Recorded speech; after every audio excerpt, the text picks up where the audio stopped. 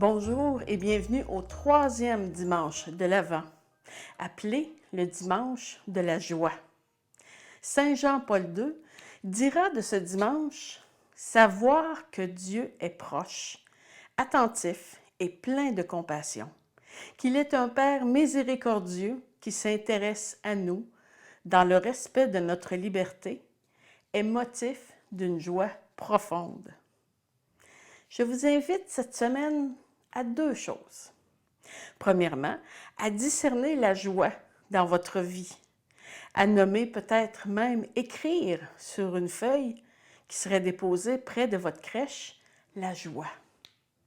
Deuxièmement, à être source de joie pour vos proches par un sourire, un service rendu. Et quoi de mieux en ce troisième dimanche qu'un enfant pour transmettre la joie?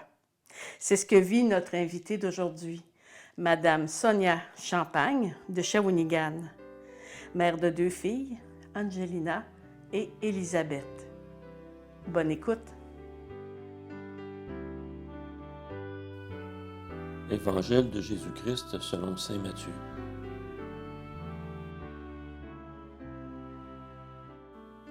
En ce temps-là, Jean le Baptiste entendit parler, dans sa prison, des œuvres réalisées par le Christ.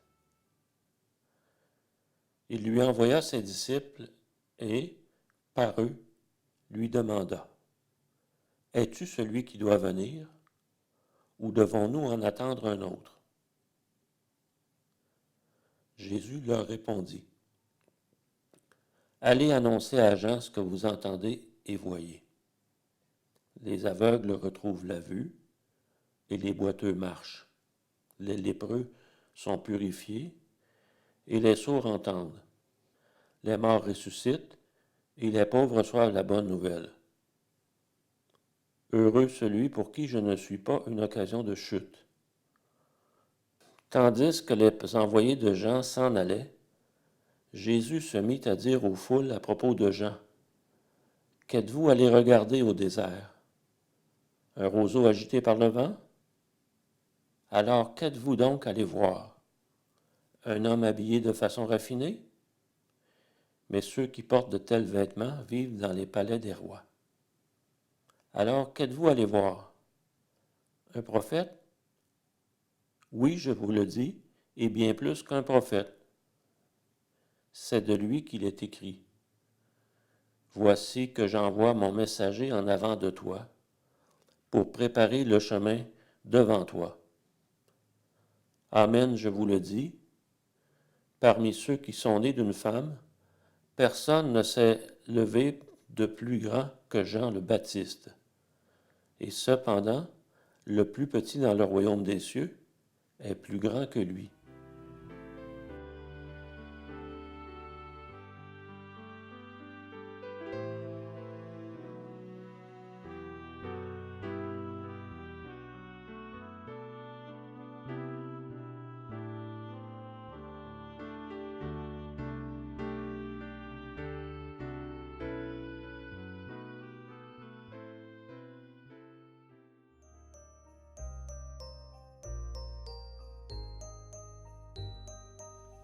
Bonjour à tous, mon nom est Sonia Champagne, j'ai 26 ans, je demeure à Shawinigan avec mon conjoint et je suis mère de deux filles, Angelina et Elisabeth, ici présente, qui a 8 mois.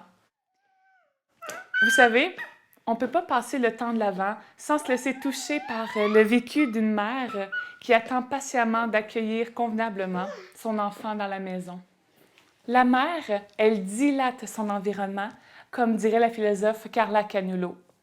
Cet endroit qui se découvre comme demeure pour une nouvelle vie, comme lieu où une nouvelle vie peut arriver et être accueillie, peut grandir et avant tout une nouvelle vie qui peut surprendre. La surprise dans l'attente de cet enfant à naître révèle quelque chose de nouveau, une conception nouvelle de nous-mêmes, révèle une nouvelle vie et entre autres, elle dispose le cœur à accueillir cet enfant de manière inouïe. Voilà la beauté de se faire surprendre dans son espace dilaté où Dieu, il peut se révéler de manière comme il le souhaite, dans sa volonté, dans notre quotidien. dans la persévérance. L'attente continue encore après l'accouchement. La vie, elle continue, on attend la vie et elle se déploie. En avril 2021, il y a plus d'1 an et demi, ma première fille, Angelina, est décédée in utero, à 7 mois de gestation. Elle avait une malformation cardiaque très sévère qui lui laissait seulement 5 à 10 % de survie juste dans les premières interventions chirurgicales. Mon mari et moi avions espoir qu'elle survive car nos cœurs, notre chair, notre environnement se dilataient déjà pour son arrivée. Par contre, un jour, j'ai vraiment profondément ressenti un vide. Il n'y avait plus de connexion entre ma vie et la sienne. Cette nouvelle vie s'est révélée à vivre autrement. C'est dans la grâce de sa paix que malgré la souffrance physique jusqu'au moment où j'ai vu Angelina inanimée sur le lit d'hôpital, que le Seigneur m'a révélé que cette nouvelle vie qui est arrivée autrement est tant attendue et désirée, elle cherche une purification de moi. Elle cherche une connexion plus profonde avec le Seigneur, avec lui.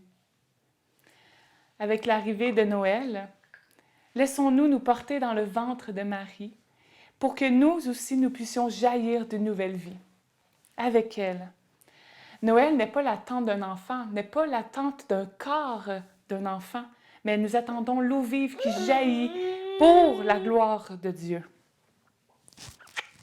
Comme une mère qui attend de vivre une grande rencontre. Je nous laisse pour finir une prière. Seigneur Jésus, viens toucher nos cœurs, viens renouveler nos cœurs pour que dans ce temps de l'Avent, nous puissions t'accueillir convenablement et que nos cœurs soient prêts à te recevoir, Seigneur Jésus, et qu'on puisse te recevoir dans notre quotidien et que tu sois une surprise que nous attendions vraiment. Merci Seigneur de nous redécouvrir, de nous permettre de se redécouvrir. Amen.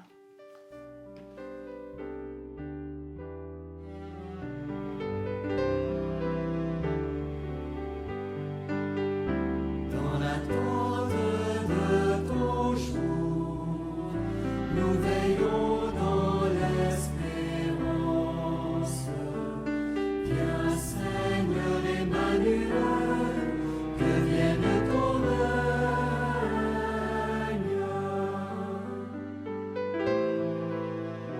Que rayonne ta justice par-delà toute frontière. Quand se donne la vie, grandit la joie dans tous les cœurs. Quand se donne la vie, dans l'attente de ton jour, nous veillons dans l'espérance. Viens Seigneur Emmanuel, que vienne ton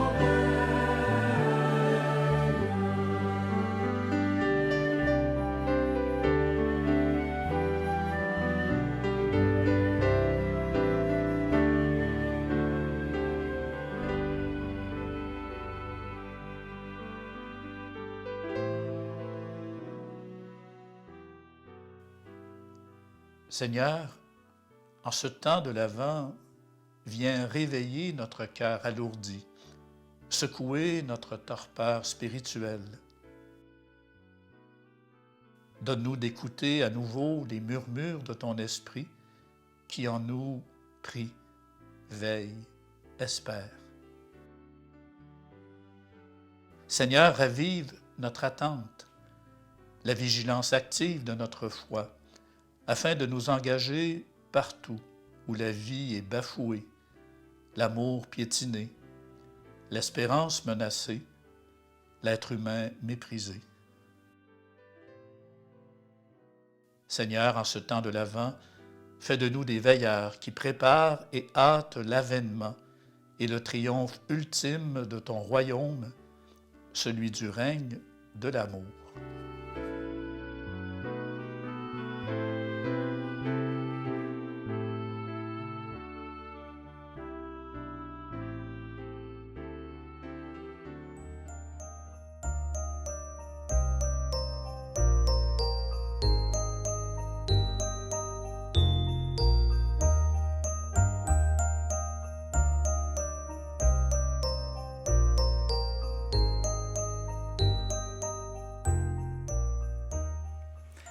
Bonjour. L'Évangile du jour nous parle de miracles. Les aveugles qui voient, les boiteux qui marchent. Mais la recette d'aujourd'hui, c'est un miracle aussi. C'est mon gâteau de la foi. Ce sont mes enfants qui ont donné ce nom-là à ce gâteau-là parce que il faut avoir la foi pour savoir que ça va être bon finalement.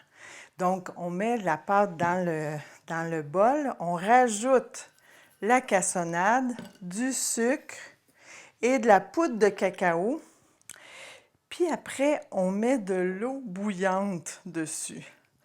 Arc! Ça n'a vraiment pas l'air bon. Mais finalement, après 45 minutes de cuisson, ça nous donne un excellent gâteau pudding. Alors, je vous souhaite bon appétit!